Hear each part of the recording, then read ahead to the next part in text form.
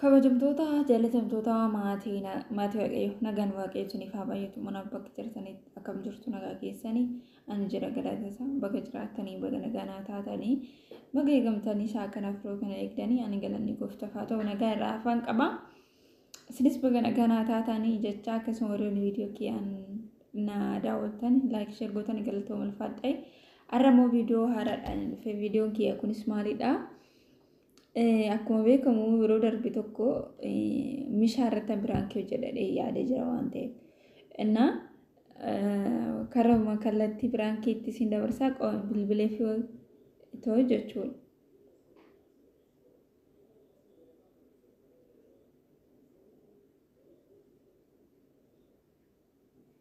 እና wajjiin ilaalla logaani sobuun loluunan nannoo jedha narratti beekama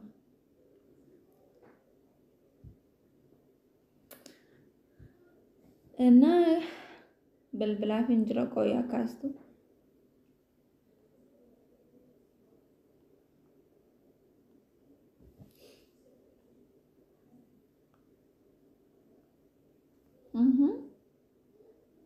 silkiin kaastu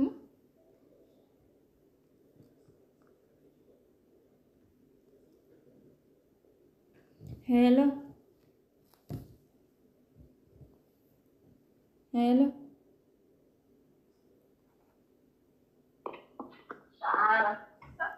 hai misha kam jirta hello wayye nan dhagaabar akkam dhagaame akin dhagaamata galata waaqayyo nagaadha jirta jiraakka jiraanis galanni waaqayyo haa ta'u hojii turtiin jireenya akkam bareeda maalila boolirte akkamii sayna dafte arraa yakkunaa baduutti maal jechuudha maaliif naa bilbilti jechuu barbaaddeeti moo maal si bilbiluu hin danda'uma dakkinaa bilbilti hin beektu jechaati inni dhugaa keenya namni kun eenyu dhimma wayii si gaafachuuf hin si bilbilee yeroo baay'ee nan laala garuu natti baay'ate so dhimma tokko dhimma wayii si gaafachuudhaaf si bilbilee ture amma dhimmi maali dhimmi waan na ilaallatu waan si gargaaruu danda'u maali akkuma beekamu dhugaa yeroo baay'ee kan suura koo fayyadamaa jirtu miidiyaa irratti jechuudha na yeroo darbee feesbuuk irratti naa gallakkistu cal jedhee silaaleen ture tiktok irrattis jechuudha ammallee deebitee suura koo baay'ee fayyadamaa jirta maal jechuudha mee maaliif suura koo akka fayyadamtu si gaafachuudhaaf dhufe maannati kan suura kee fayyadamaa jirtu waysi suura kiyyaan nama biraa jaalatte moo naaf galaa hin turusuma dhugaa Koostata maal jechuudha suuraa kan kee poostuudha marri nama jaalatanii kan poostu godhanii suuraa nama sanii kan poostu godhan nama jaalatan tokko nama jaalatan nagaa waaqayyootu waliin hin jennu jecha nuti hiriyyaa miti qo'e fakkeenyaaf nama hiriyyaa hin taane tokko zim jedhanii suura nama gizee kudhanii ol so feesbuuk irratti dheengadda ayyaana poostii goote kaleessa hoo maal gochuu tiktook irratti si'a meeqa si jammar namni si'a tokko fayyadama bara ati si'a kudhanii ol kan fayyadamtu maal inni suura koo waa'essi gira naa gaabbeene kanas si gaafachuudha dhufe maaliif suura koo yeroo hunda fayyadamtaa obboleetti biraa sin aggaabba'iiniiti maal rakkoo qabaa namni tokko nama jaalatanii suuraan keenatti bareedetti maal rakkoo qabaa reeyyi yoo poosti godhee yoo hin jaalatin immoo dhadheeti kaasaan itti birrallee tokko birrallee miidiyaa hundarratti bakka itti laxxasirra nan kaasaayis jaashi yuutuub irrallee nan qaba suuraa kan ta'e no kaasanii suura kiyya hin barbaadu maani suura koo tiktookii feesbuukii waa'eessati akkaawuntii kiyyaan banatte moo waa'eessati suura kiyyaan hiriyaa qabda taa'u moo ittiin janachaa jirta naafuu galaa hin jiru ana maaltu beekata itti janachuu ni danda'a akkas taananii maalani suura kiyyaan hin janadhu maaltu suuraa kan kee hin janajjansiise innaa maalirra suura koo bakka 10tti kan poosti gootu asirrattis maal jechuudha qoy suuraa namaa otoo eeyyama nama hin gaafatin otoo nan hin gaafatin suuraa kiyya otoo nan isheen hin ergin otoo anaan haati hiriyaa hin ta'in suuraa namaa poosti gochuun kun xiqqoon ulfaatu moo? Egaa hiriyyummaa waliin haasawallee hin qabnudha. Garuu ani suuraa filtii wanti natti bareedu fi karaa yuutuubiitiin yoo duraa wal agarraa kiroomii keessan ni taphanna. Tarii sanii asii ani silkii keessallee hin qabu waan ta'eef amma silkii ijoolleerraa fudhattee natti fakkaata. Tarii akkasii obboleettii dhiifamaa siin jedha yoo balleesse ani suuraa kan kennan balleessaa anumatti bareennaniini. Uffata aadaa uffattee kanuma kanaafan tollaan suuraa kan keessi si qofaa miti ijoollee hedduu ijoollee karaa kiroomii yuutuubii keessa wal ta'e hunda isaaniitu nan fayyadama suuraa isaanii si qofaa miti yoo fedhan qabaatin nan gubaa nan balleessaa siin jedha dhiifama jetti. Dhugaa keetii nama gaafachuuni.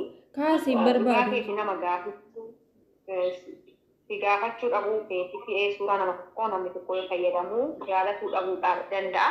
Garuu an osoo sun gaafatin itti fayyadamee barbaachisu nama gaafatuun jettu marraa yoo hiriyaadha namoota karaa kiroomii keessa wal beeku jedhee waan hin fayyadamee hagana maraan akkana taatu si natti hin fakkaanne. No miti akkana taatu osoo hin taane fakkeenyaaf ani siidhamoo anatu suura kiyya fayyadama naagalaa hin jiru bari. Facebook irratti istooriin kee isumaadha. TikTokin kee isuma otoo na gaafattee rakkoo hin qabu baraan otoo na gaafattee yookiin immoo aniifati hiriyaa taane bakka barbaadde jirtu godhadhu maal nagash so aniifati hiriyaadha garuu ati nagaadha iyyuu naan jetteen beekti akka ati jette dhugaadha kiroom irratti darbine yuutuub irratti wal argina malee walitti dhufeenya hiriyyummaa yookiin immoo biyya tokko miti osoo na gaafattee immoo rakkoo hin qabdu suura kee kana fayyadamuun natti bareedee otoo naan jette rakkoo hin qabu anuu siifan ergan ture ati garuu zim jetteetuma fedha keetiin bar yeroo hunda ati of hin taasisabdu ati sitti hin dhaga'amu mee oduunanii suura kee bakka 10tti si poostote maaltu sitti dhaga'ama miirri natti dhaga'ama. Hoomuu natti hin dhaga'amu anumatti bareennaniin hin gad lakkisee amma dhaqee kan siif balleessaa hunda isaatu dhiifama guddaadha egaa wanta dhiifama caale hin jira jedhee hin yaadu akka kootii siin jedha. Aye, TikTok irraas isuma hundumaayyuu viidiyoo hojjettes Facebook irraas hundumaa ballee. Naan balleessa. Dhagee balleessa. Dhagee naan balleessa. Dhiifama ammaan deemee kunis irraa balleessaa raayisii balleessaa garuu rakkoo hin qabu rakkoo maal qaba jettee ni yaaddaati ani dhiira miti osoo dhiira ta'ee namni kuni abbaa manaa qabaachuu dandeessaa yookiin dhiira ta'eetiin footoo ishee nama jaalatteetiin hiriyaa bira qabdi jedhee gallakkisaa ani dhiira miti yoo gallakkisillee maal rakkoo qabaa badii maaliif qabaa hin jedhu. Maal badii hin qabne anammoo otoo hiriyaan kiyya na arge maallaan jedha. Jechuun an dhiira miti kaan hiriyaa kiyya yookaan jettaanii. Indee. Fedhan qabdu ta'a akkuma argaa jiru kanatti. Maal ati itti. Ani akkuma na barbaade. No, ittiin jana jana hirtamoo ittiin jana jana akkuma jettee tuyyuu na barbaadde intalli kun jedhee shakkeewwan tureeyyuu osoo sitti hin dubbatin gallakkisuu kootifis dhiifama guddaa si gaafatta. Rakkoo hin qabu irraa kaasti taanaan dhiifamni qabu waaqayyooti waan ta'eefu dhiifama siif hin godha garuu wanna tokko eeyyama namaatiin ala yoo deemanii rakkoodha. Isuma dhugaa dubbachuu jennaan otoosis ta'ee akkanuma sitti dhaga'ama.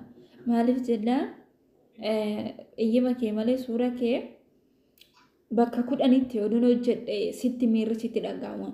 Namni kun weesii nama kanaan maaliidha jettee waan baay'ee keessa keetti dhaga'ama. Ana garuu waan baay'ee keessa keetti dhaga'ame so maaliif narra ishee hin gaafadhu jedhee qurxumaa sii bilbilee ture. Kanaafuu erga irraa kaaste immoo rakkoo hin qabu ishee. Rakkoodha amma rakkoo hin qabne reefu naagala silkii koo barbaadde kiniin dhuftee suuraa hiyyamaa gallakkiste jechuun kunuyyuu rakkoodhaa sin jedha gaafa obboleettii hiyya nan balleesse dhiifamaa ani tarii qofaa miti ani ijoollee hedduun suuraan isaanii kan nan jaaladhu nan fayyadamaa suuraa isaanii istoorii isaanii irra ni jira YouTube isaan ajaa'ibti isaan jira gadi ijoollee keenya karaa piroomitiin YouTube awwal beeloo hedduu isaa waan ta'aniif nam fayyadama garuu namni tokko akkana naan jedhee beeku siin jira takka siin jedha tarii akkuma tamma itti kanatti jarrillee nuti toluu dhabuu danda'a siin jedha buleettiyaa dhaqee kan haqaa ifa balleessa qabaatee amma hiriyaa kiyyoo arge maaliin doomaa hojjetu hiriyaan kan keeyoo argee namni kun ani dhiira miti eenyudha kan suura kee gallakkisi yokkuu siin jettee hiriyaa kiyya jettee himuu ni dandeessi. Mooti amma qooyi suuraa ati gallakkiste san jalatti oduu namni wayii komentii wayii barreesse ati immoo komentii san deebistee fi fakkeenyaaf namni tokko komentii siif barreeffamee suura kiyya san irratti ati akka yaada keetti oduu barreessite namni ni ana barbaadu sun utuu komentii san argee maaltu itti dhaga'ama. Kana yaadde beektaa? Indee suura kee bakka hundatti poostii goota naan jedhaga. Akkana hin yaadne akkatti bal'isee akkana hin yaadne obboleettii kee koo ani akkuma obboleeyyanumatti jedhee suuraan kee natti tollaan natti bareennaan gallakkisee dhagee kana hin barreessaa amasiin jaashi. Meeshaa koo. Perankisi godhe Perankisi godhe mishee qallumaa masin jedhe ishee dhiifame raafi. Perankii maal na goota deeyyo. Maal baay'uma aarte. Baay'uma aarte. Lakkani perankii goote waan feete goote ani hin beeku ani garuu suuraa namallee gaafadhee gadi lakkisu suuraa namaati. Dhiifama ishee ani suuraa kan kee itti fayyadamuu kooti fi siin jedha ani pirankii goote maal goote ammaan itti beekaa siin jedha. Inna amma besitti meera naarini pirankii si godhee qaldiidhaaf siin jedhee na rakkoo qabu hiriyaateeti ani waan hin ta'eef akka barbaadetti fayyadamii. So dhugaa akkuma ati jette hiriyaa ofii immoo nama jaalatanii profaayilii godhachuu danda'anii istoorii godhachuu danda'anii.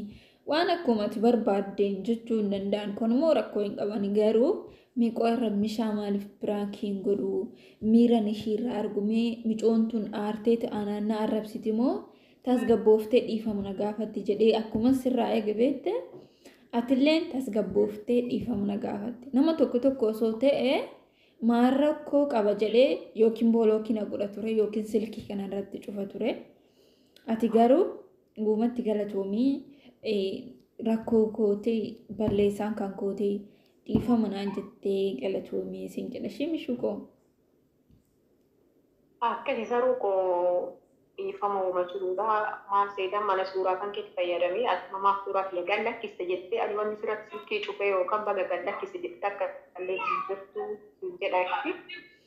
Maali hojjadhe waan ta'eef goote naan jette ifteetii waan godheef kanaaf godhe siin jedhe. Wanti biraa wanti nama akka silkii cufisiisuuf nama aasisuuf hin jiru ati yoo aartee jiraattee jedheetiin hin danda'e. Indee mishaa kun namni tokko barreen jedha maaliif jennaan maal rakkoo qaba dhagaa maal rakkoo qaba yoo ni fayyadame hiriyaatiyaa akkuma ati duratti jette hiriyaatiyaa maal qaba yoo ni rakkoo anis amma dutte akkuma ati naan jette kana maal rakkoo qabaree mishaa wanti aarsu maaltu jira suura ishii yoon fayyadameen jedha akkuma ati naan jette kana garuu ati miira tasgabbiidhaan na hubattee kanan anis gaafadhe deebisaa naaf laattee dhugumatti galatoomii siin jedha ishee bareeddu koo. Galatarraa fi piraankiin keessisirraa fakkaata akka gammaddeettu kolfitettu iyyuu. Egaa buloota koo akkuma dhageessanii mishaan piraankii godhee dhugaa nama dharte miskiina. Dhiifama na gaafatte dhiifama raafii jedheeni dhugaa akkuma argitoo nama tokko osoo ta'e maal rakkoo qaba maaloon fayyadame jedhee arraba badaa wayina dubbata ture. Anis garuu sodaachaan bilbilee fi ishiin garuu dhiifama na gaafattee innaa piraankiin keessa fakkaata. Akkuma beekamu anillee tabumaaf hin jedheen malee dhugaa akkuma isheen dubbatte hiriyaa toortii waan ta'eef suura koo fayyadamte rakkoo hin qabu.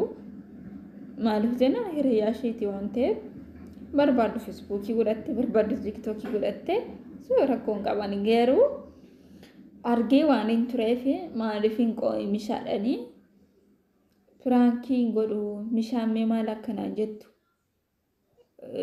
dhagaa jedheetu manan bilbilee fi akkuma argitan kana immoo isheen somaanan hin jennee hiriyaa gaariidha. Miskiina wayitii. እና akkasuma isiniin jedha viidiyoo kee biraatiin akka walitti deemnutti